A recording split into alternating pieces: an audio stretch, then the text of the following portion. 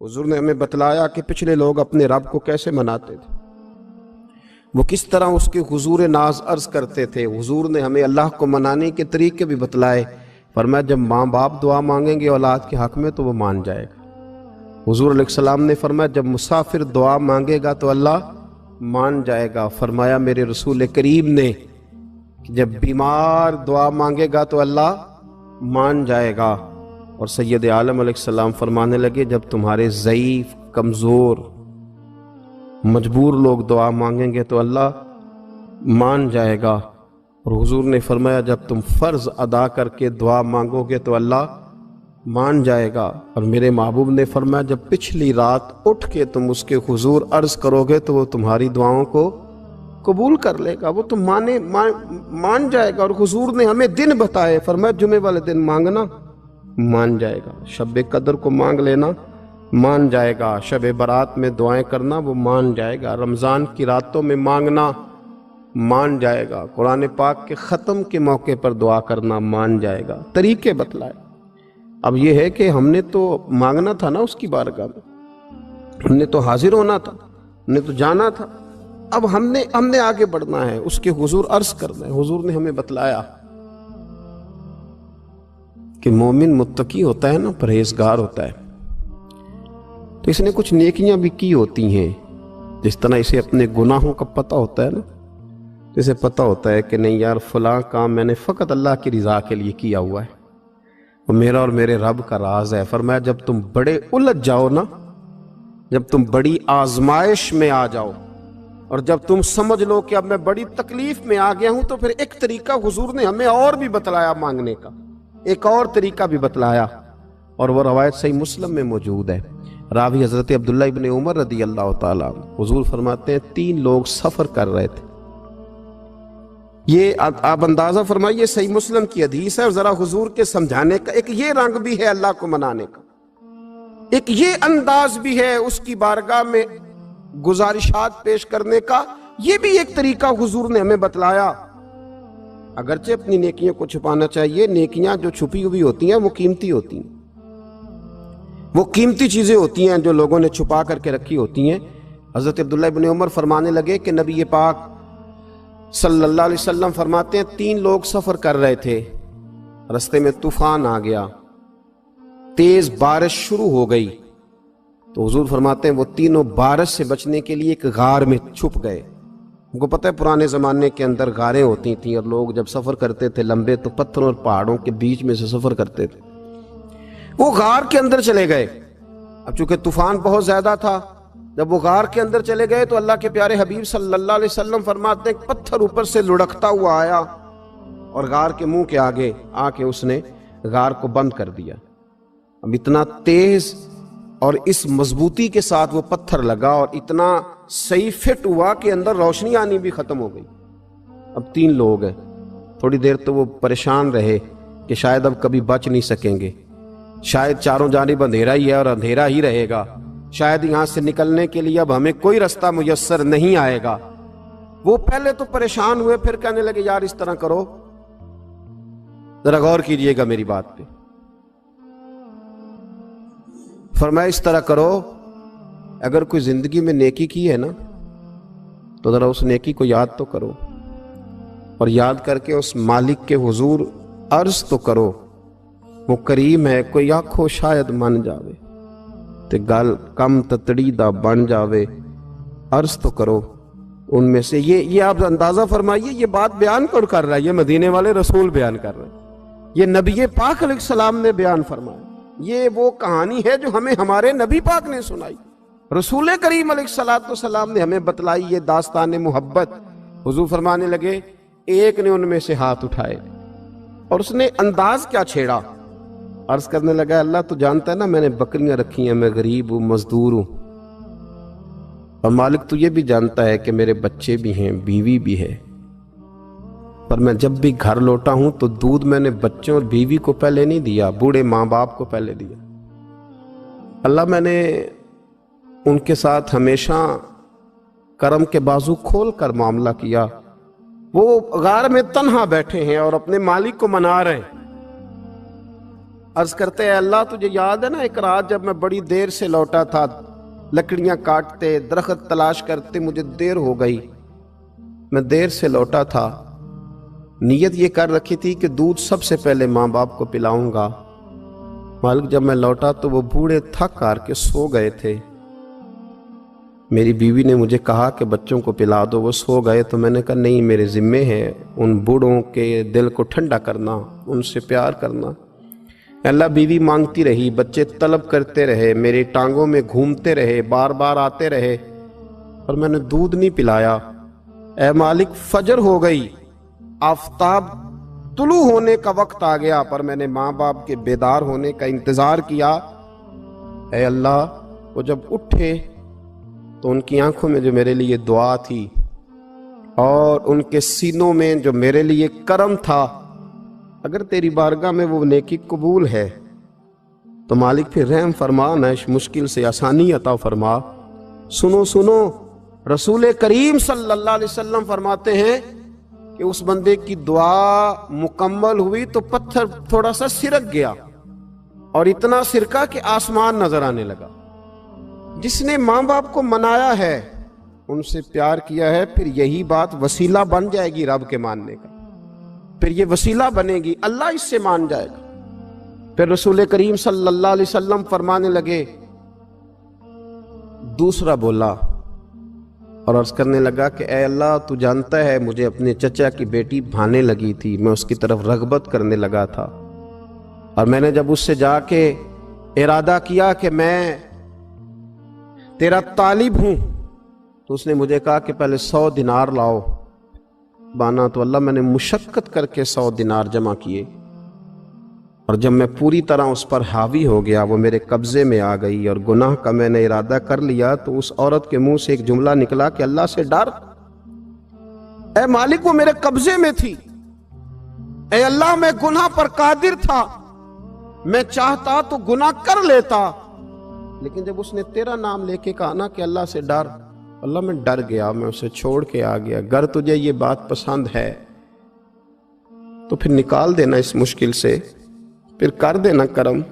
اللہ میری بھی تو چڑھتی جوانی تھی نا، میں بھی تو سب کچھ کر سکتا تھا، پر تیرے لیے، تیری خاطر میں لذت گناہ سے باز رہا، تو اللہ تو رحمت فرما دے۔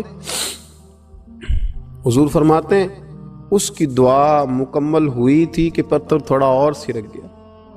پھر تیسرا بولا اور اس نے بول کے کہا، اے اللہ، ایک مزدور کو، ایک دیہڑی دار کو، ایک غریب کو میں نے کام پہ رکھا ہوا تھا، یہ تیرا اور میرا راز ہے اللہ۔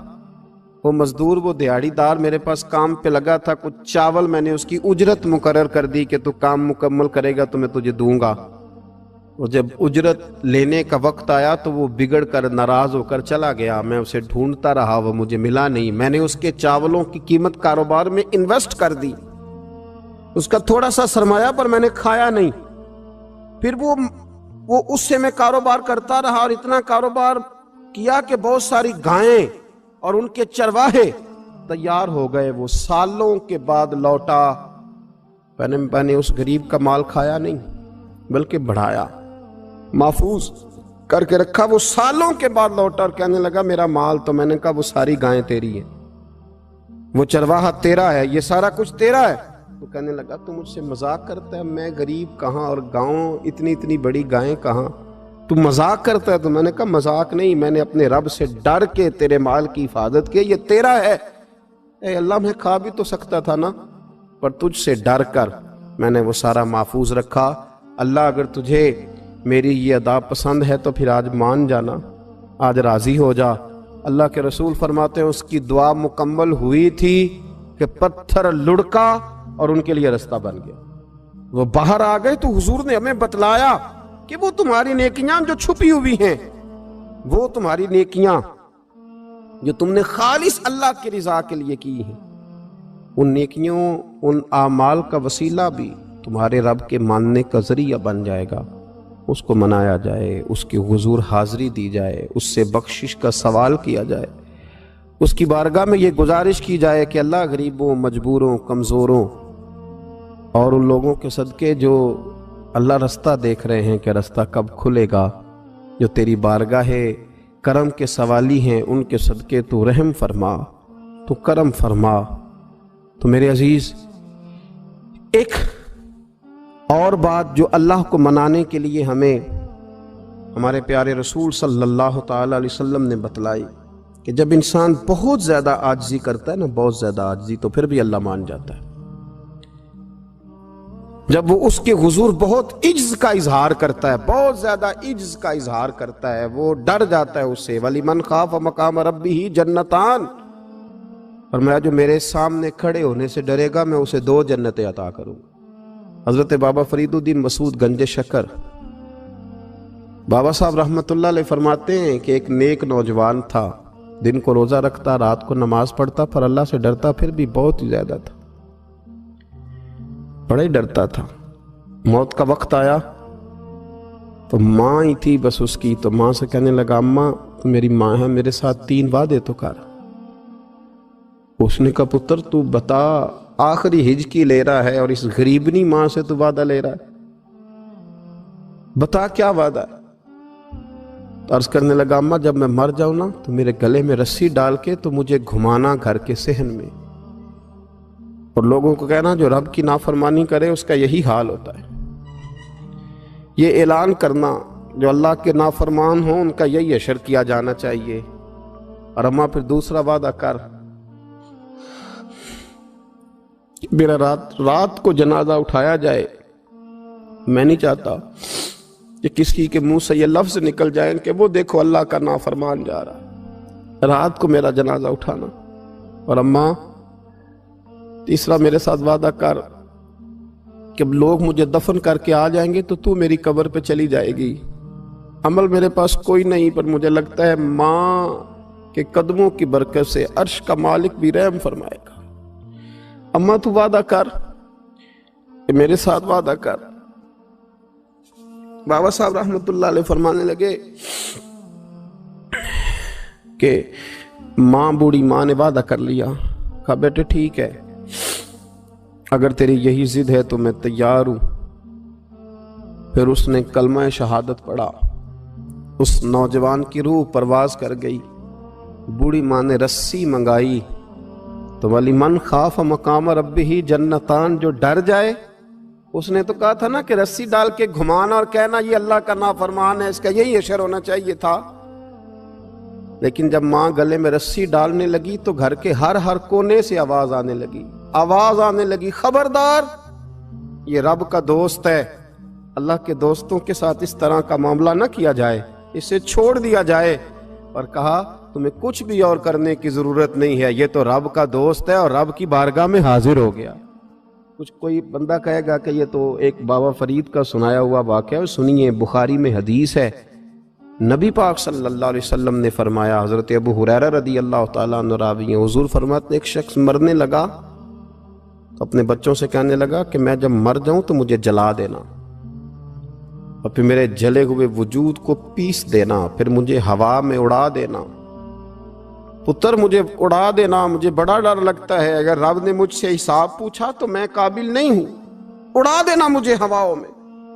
اگر اس نے مجھ سے عذاب لیا تو حساب لیا تو بڑا سخت حساب لے گا۔